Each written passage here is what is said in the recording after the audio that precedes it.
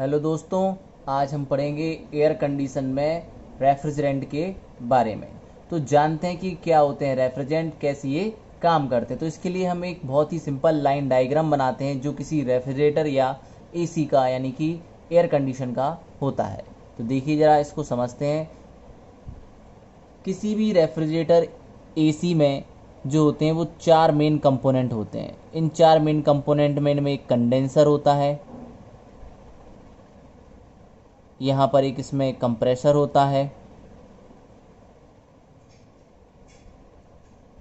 एक expander throttling device और यहाँ पर एक इवेपोरेटर।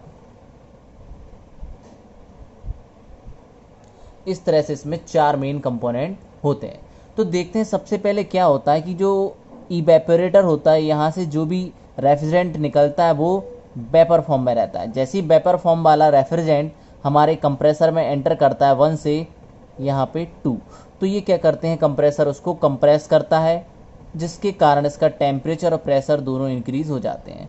फिर क्या होता है कि हमें प्रेशर तो चाहिए पर इतना ज़्यादा हाई टेम्परेचर नहीं चाहिए, तो इसको ले जाते हैं कंडेंसर में। जहाँ पर क्या होता है, कंडेंसर क्या करता है, हीट का रिजेक्शन करता है। हीट का क्या करता है, ये रिजेक्शन करता है। हीट का रिजेक्शन करता है यानी हीट बाहर निकालता है और इसको करता है ठंडा। ठीक, पर इसका प्रेशर रखा जाता है कांस्टेंट। फिर यहाँ देख रहे हैं 2 से ये हो गया, 3 में क्या हो गया, कंडेंसर हो गया, 3 से 4 में क्या कहलाता हमारा ये एक्सपेंडर, यानी इसमें ये थ्रॉटलिंग बाल्व है जिसमें क्या करते हैं एक छोटे से बारीक बाल्ब से क्या करते हैं, इसको पूरे लिक्विड को बाहर निकालते हैं। ठीक, और फिर इसको ले जाते हैं इवेपोरेटर में, जहाँ पर क्या करते हैं, ये इवेपोरेटर को हम यहाँ पर स्टोरेज भी कह सकते हैं। ये हमारा स्टोरेज भी कहलाएगा, क्योंकि हम जानते हैं स्टोरेज जो होता है ये वह जगह है जहाँ पर किसी भी फ्रिज या एसी है तो हमारा वो रूम स्टोरेज कहलाएगा। और अगर हमारा रेफ्रिजरेटर है यानी कि फ्रिज है तो स्टोरेज वह जगह है जहाँ पर हम अपना जो भी ठंडा करने के लिए ऑब्जेक्ट रखते हैं। तो यानी ये इवेपोरेटर कहलाता है। ठीक, अब इसको समझते हैं कि लिक्विड जो आपका जो लिक्विड है यानी कि जो पूरे सर्किट में फ्लो हो रहा है वो हमारा क्या कहलाता है, रेफ्रिजरेंट कहलाता है। तो देखिए, इट इज़ अ फ्लूइड या working fluid which is use to extract the heat from storage space. क्या है स्टोरेज स्पेस? स्टोरेज स्पेस को हमने क्या किया, अंडरलाइन किया, क्योंकि इसको समझते हैं। स्टोरेज स्पेस यानी कि ये जगह इवेपोरेटर, क्योंकि इसके अंदर ही हम क्या करते हैं, जिस ऑब्जेक्ट या वस्तु को हमें ठंडा करना होता है उसको रखते हैं इवेपोरेटर में। इवेपोरेटर्स में क्या होता है, ये हीट को क्या करता है, एक्सट्रैक्ट करता है। लिखा है extract the heat from storage space, यानी कि जो फ्लूइड होते हैं यानी कि वर्किंग फ्लूइड कह लो इसको या रेफ्रिजरेंट फ्लूइड कह लो, ये जो होते हैं वो इवेपोरेटर के अंदर जाते हैं, वहाँ से हीट को क्या करते हैं, खींचते हैं और अपने साथ यहाँ से ले जाते हैं और पहुँचते हैं कंडेंसर जहाँ पर हीट को रिजेक्ट करते हैं। तो इसमें दो बातें ध्यान रखनी है कि एक होता है कंडेंसर जो क्या करता है, हीट का रिजेक्शन करता है, एक होता है इवेपोरेटर जो हीट को क्या करता है, एब्जॉर्ब करता है, यानी हीट को ये लेता है। हीट का रिजेक्शन होता है यहाँ पर और यहाँ पर हीट का एब्जॉर्बेशन होता है। ठीक, तो यानी कि ये जो आपका रेफ्रिजरेंट है वो हीट को खींचता है, कहाँ से, स्टोरेज स्पेस से। दूसरी इसमें डेफिनेशन पढ़ सकते हैं, a refrigerant is a fluid in a refrigeration system that by its evaporating takes the heat of the cooling coils and give up condensing the condenser। वो कह रहा है कि इसमें रेफ्रिजरेटर जो होता है किसी रेफ्रिजरेशन में वो एक ऐसा वर्किंग फ्लूइड होता है जो क्या करता है, इवेपोरेटर में तो क्या करता है, हीट को एब्जॉर्ब करता है और कंडेंसर में हीट को क्या करता है, रिजेक्ट करता है। जब इवेपोरेटर में हीट को जो क्या करता है, एब्जॉर्ब करता है, तो एब्जॉर्ब करने में क्या होता है, ये पैसे तो रहता है लिक्विड फॉर्म में, जैसे ही इवेपोरेटर में पहुंचता है जहां पे हमने जो अपनी ऑब्जेक्ट रखे हुए हैं वो क्या करते हैं, अपनी उस ऑब्जेक्ट से हीट को खींचता है और क्या करता है, इवेपोरेट हो जाता है और वेपर में चेंज हो जाता है और फिर कंप्रेसर उसको आगे बढ़ाने के लिए उसको कंप्रेस करता है। इस तरह से ये पूरी साइकिल वर्क करती है। तो आपको रेफ्रिजरेंट की डेफिनेशन समझ में आई होगी। अब हम पढ़ते हैं रेफ्रिजरेंट के बारे में थोड़ा और आगे। अब देखते हैं कि जो रेफ्रिजरेंट होता है उसको दो भागों में डिवाइड किया गया है। पहला होता है एक प्राइमरी रेफ्रिजरेंट, दूसरा होता है हमारा सेकेंडरी रेफ्रिजरेंट। देखिए, प्राइमरी और सेकेंडरी जो रेफ्रिजरेंट होते हैं इनमें डिफरेंस होता है। जरा इसको समझते हैं कि डिफरेंस जो है वो क्या है। तो देखिए, primary refrigerant are those which cool the substance by absorption of latent heat.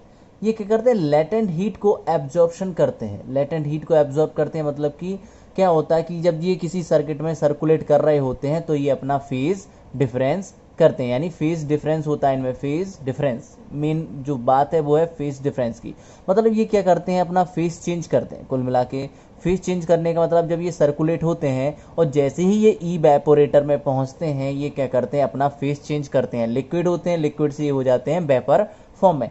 ठीक, फॉर एग्जाम्पल के तौर पर हम देखते हैं R12, R22, NH3, CO2, SO2, methyl chloride ETC, बहुत इसके एग्जाम्पल होते हैं। इसको जरा डायग्राम से समझते कि कहाँ पर ये जो है अपना फेज चेंज करता है। तो देखिए इस बात का जरा विशेष ध्यान रखते हैं कि हमने बताया था कि इसमें 4 कंपोनेंट होते हैं। फिर से वही डायग्राम बनाते हैं। ये हमारा कंप्रेसर होता है,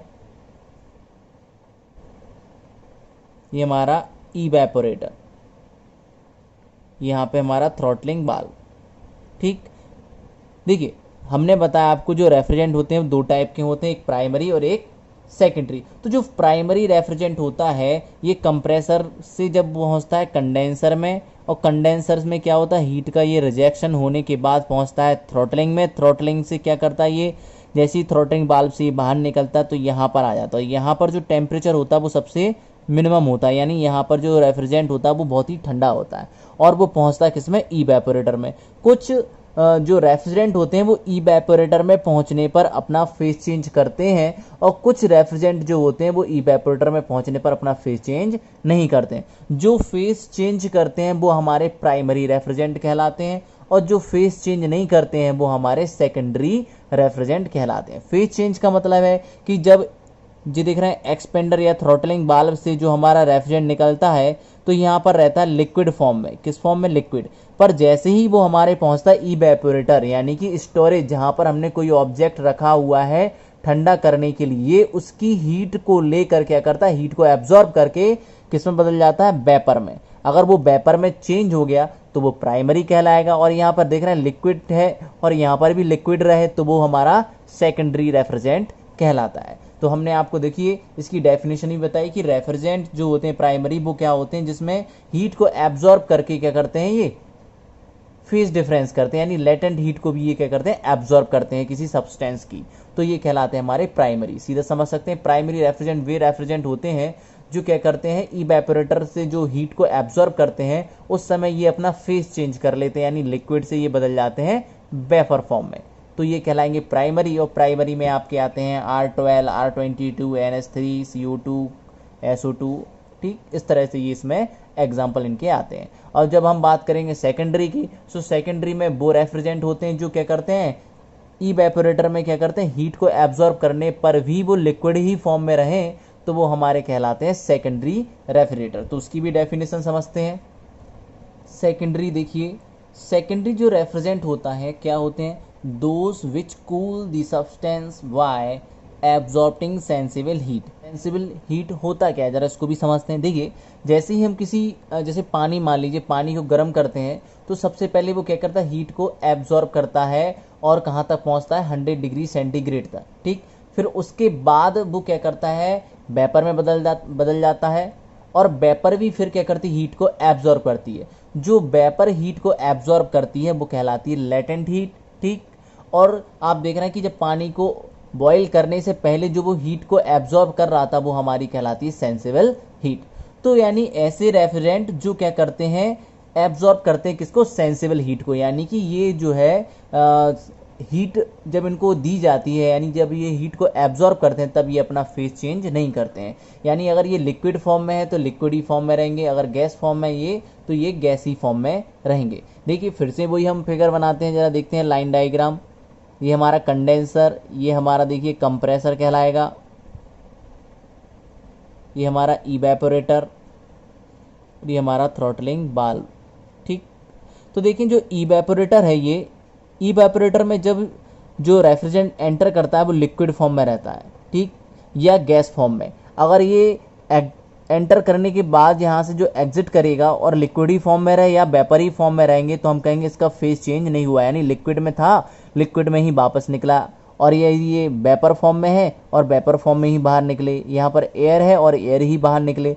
तो हम कहेंगे ऐसे जो रेफ्रिजरेंट जो होते हैं जो अपना फेस चेंज नहीं करते हैं वो हमारे सेकेंडरी रेफ्रिजरेंट कहला। आपके एयर हो गया, वाटर हो गया, calcium chloride, sodium chloride, brine, ठीक है, ग्लाइकोल, इस तरह के कई सारे एग्जाम्पल इसमें हो सकते हैं। बात करते हैं हम नॉमेनक्लेचर ऑफ रेफ्रिजरेंट और डेजिग्नेशन ऑफ रेफ्रिजरेंट। तो उसके लिए कुछ फॉर्मूले हैं जिनको हम समझते हैं। सबसे पहला फॉर्मूला आता है आपका CmHnFpClQ, एक ये फॉर्मूला हो गया। दूसरा इसका फॉर्मूला है Rm-1n+1P। एक और फॉर्मूला होता है जो कंपैरिजन कराने के लिए यूज़ होता है, N+P+Q इक्वल टू 2m+K2। आपने देखा होगा कि जो रेफ्रिजरेंट होते हैं उनको इस नामों से, जैसे R11, R12, इन नामों से जाना जाता है, ठीक है। जबकि एक्चुअल कंडीशन में जो R11, R12 के जो फॉर्मूले हैं उनको भी हम लिख लेते हैं, फिर बताते हैं किस तरह से इसको हम R11 और R12 में बदला गया है। तो देखिए R11 को हम लिखते हैं CCl3F और R12 को लिखते हैं हम CCl2F2।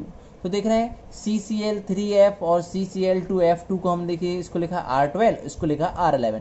तो इन फॉर्मूलों की मदद से ही इनको शॉर्टकट में इस तरह से R11, R12, R22 के फॉर्म में इनको चेंज करते हैं। तो इसको हम जरा समझते हैं कि किस तरह से इसको चेंज किया जाता है। देखिए सबसे पहले ये जो फॉर्मूला लिखा है इस फॉर्मूले को ऊपर वाले फॉर्मूले से क्या कराते हैं, कंपैरिजन कराते हैं। तो हम देखिए कंपैरिजन करते हैं, CmHnFp और ClQ, ठीक। तो देख रहे हैं हम इस वाले को हम कंपैरिजन करा रहे हैं, इसको हम हटा देते हैं जिससे कि आपको कंफ्यूजन ना हो। देखते हैं कि Cm है यानी, और यहाँ पर क्या है C, और C के सफिक्स में कुछ नहीं है तो कितना मानेंगे हम 1, तो m बराबर हो गया यहाँ पर कितना 1, ठीक। फिर हम देखते हैं Cl3, तो देखें ClQ, तो Q बराबर कितना हो जाएगा 3, ठीक। फिर बात करते हैं हम Hn, हाइड्रोजन है नहीं तो आपका जो n बराबर होगा वो कितना होगा 0, ठीक।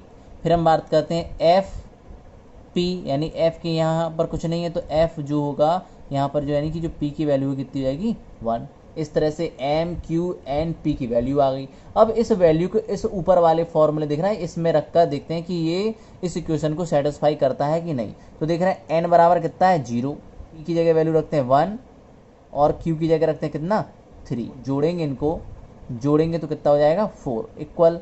अब देखते हैं 2m, m बराबर कितना है 1, तो 2 का जब मल्टीप्लाई 1 में होगा तो कितना आएगा 2 और प्लस के 2 तो कितना हो जाएगा 4, यानी 4 इक्वल्स टू 4। तो ये इक्वेशन सेटिस्फाई हो गई। अब बात करते हैं हम इस वाली इक्वेशन की। तो देखिए इसमें इक्वेशन में किस तरह से वैल्यू रखी जाती है। r ऐसी रहा, हम देख रहे हैं r m-1, तो m की वैल्यू कितनी है 1, और 1 में से 1 को जब माइनस करेंगे कितना आएगा 0, ठीक। फिर क्या है n+1, n कितना है हमारा 0, 0 में 1 जोड़ेंगे कितना आ जाएगा 1। फिर आता है p कितना है हमारा 1, तो देखिए आ गया R11, यानी कि इस तरह से जैसे जो CCl3F है उसको इस तरह से R11 लिख सकते हैं। हम एक और एग्जांपल लेते हैं R12 का। देखिए R12 का जो फॉर्मूला होता है वो होता है हमारा CCl2F2। ये R12 का फॉर्मूला हो गया, क्या CCl2F2। अब इस फॉर्मूले को कंपैरिजन कराएंगे सबसे पहले ऊपर वाले फॉर्मूले से। तो यहाँ पे लिखते हैं हम, देखो CmHnFpClQ। तो देखते हैं कंपैरिजन कराते हैं। यहाँ पर देखें C कुछ नहीं है, यहाँ पे 1 होगा, Cm तो m बराबर कितना आ गया हमारा 1, ठीक। फिर अब बात करें Cl2 यानी ClQ, Q बराबर कितना हो जाएगा यहाँ पे 2। अब बात करते हैं, हम देख रहे हैं यहाँ पे हाइड्रोजन है नहीं तो Hn है नहीं है तो n बराबर है यहाँ पे हो जाएगा हमारा 0, ठीक। और यहाँ पे देखें Fp और यहाँ पे क्या F2, तो ये इन दोनों को कंपैरिजन कराएंगे तो P इक्वल्स टू कितना 2 के, तो P बराबर आ गया कितना 2। अब इन वैल्यू को इस फॉर्मूले रखकर क्या कराएंगे, पहले सेटिस्फिकेशन कराएंगे कि हाँ ये दोनों इक्वेशन जो है लेफ्ट हैंड साइड बराबर राइट हैंड साइड है कि नहीं। तो हम देख रहे हैं हमें n बराबर कितना है 0, तो n 0 हो गया, प्लस P बराबर कितना है हमारा, देखो P बराबर 2 है, प्लस Q बराबर कितना है हमारा, Q बराबर भी 2 है, तो 2 और 2 कितना हो गया नेट 4। अब इसमें देखते हैं M2, M बराबर कितना है 1, तो देख रहे हैं 2 का मल्टीप्लाई 1 में होगा तो 2 और प्लस के 2 कितना हो जाएगा 4, यानी कि 4 = 4, तो ये इक्वेशन सेटिस्फाई होगी। उसके बाद हम इस वाली इक्वेशन में वैल्यू रखते हैं, तो देखते हैं आर ऐसे ही रहा, m -1, m कितना है 1, 1 में से जब -1 करेंगे तो कितना आएगा 0, ठीक। फिर बात करते हैं n+1, n कितना हमारा 0, 0 में 1 जोड़ेंगे तो 1, और देख रहे हैं p, और p बराबर कितना है 2। तो देखिए इस तरह से R11 R12 इस तरह से इनके नाम रखे जाते हैं। तो आपको समझ में आया होगा nomenclature of refrigerant and designation of refrigerant, दोनों एक ही बात है। अब समझते हैं थोड़ा आगे। अब बात करते हैं हम प्रॉपर्टीज़ ऑफ रेफ्रिजरेंट।